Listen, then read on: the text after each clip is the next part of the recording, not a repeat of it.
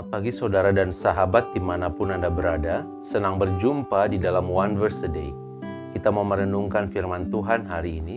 Tapi sebelumnya marilah kita berdoa. Ya Allah, kami sungguh bersyukur untuk hari baru yang Tuhan beri, untuk kekuatan, iman, pengharapan di dalam Tuhan. Kami mau belajar dan merenungkan firman-Mu hari ini. Biarlah Engkau hadir, melawat, dan menerangi kami semua. Terima kasih Bapa, di dalam Kristus kami berdoa. Amin. Saudara, firman Tuhan hari ini dari 1 Timotius 6 ayat 11. Tetapi engkau, hai manusia Allah, jauhilah semuanya itu. Kejarlah keadilan, ibadah, kesetiaan, kasih, kesabaran, dan kelembutan. Saudara, ayat yang kita baca hari ini merupakan nasihat Paulus kepada Timotius.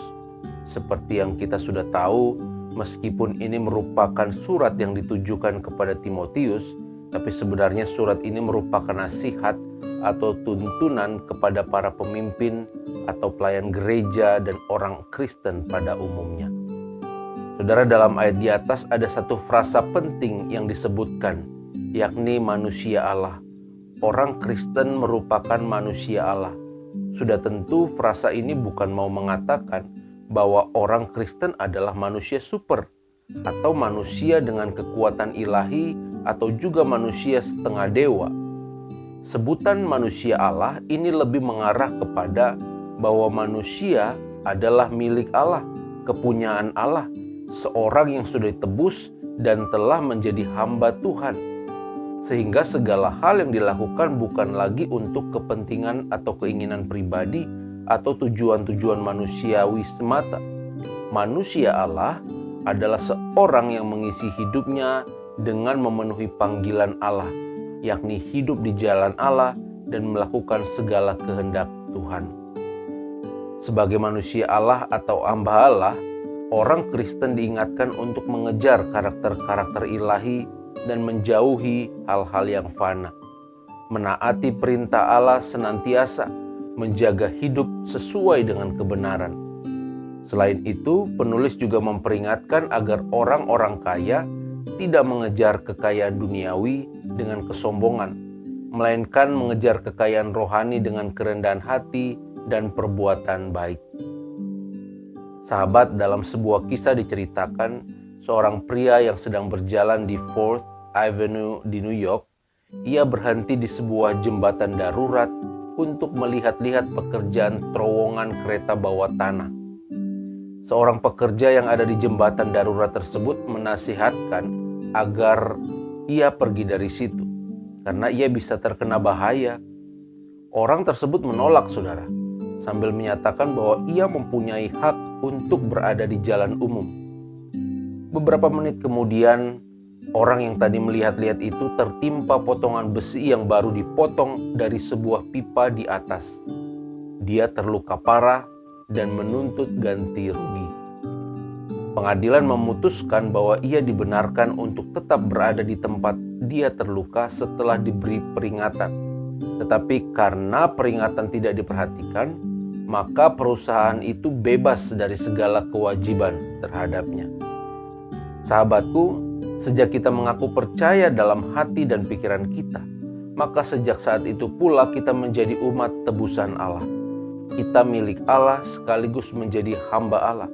Segala sesuatu yang kita lakukan, kita pikirkan, itu adalah dalam rangka memenuhi kehendak Allah. Kita adalah manusia-manusia Allah. Itu sebabnya menjadi manusia Allah merupakan hal yang harus terus diperjuangkan, saudara. Kedagingan manusia akan selalu menarik kita untuk meninggalkan sifat-sifat dan kehendak Allah. Yang namanya tubuh maunya mengikuti keinginan daging dan tidak ingin mengikuti keinginan roh.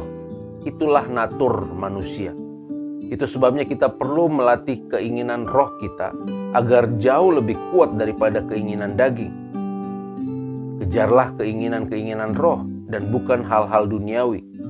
Berusahalah untuk memiliki kekayaan-kekayaan rohani dan bukan kekayaan duniawi. Segala sesuatu akan habis, kering seperti rumput dan layu seperti bunga rumput. Tetapi Tuhan tetap selama-lamanya. Saudara, Jangan kejar sesuatu yang dapat binasa. Jangan takut kehilangan sesuatu yang dapat dicari lagi.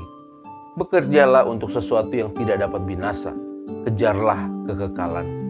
Hiduplah dalam Kristus dan jadilah manusia Allah.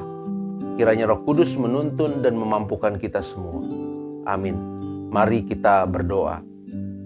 Ya Allah, kami sungguh bersyukur untuk firman Tuhan yang boleh kami dengar dan kami renungkan.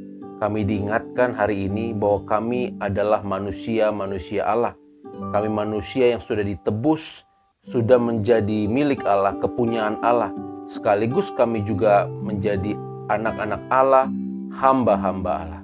Itu sebabnya Bapa, biarlah panggilan ini boleh menuntun kami, menolong kami untuk terus mengikuti kehendak Tuhan.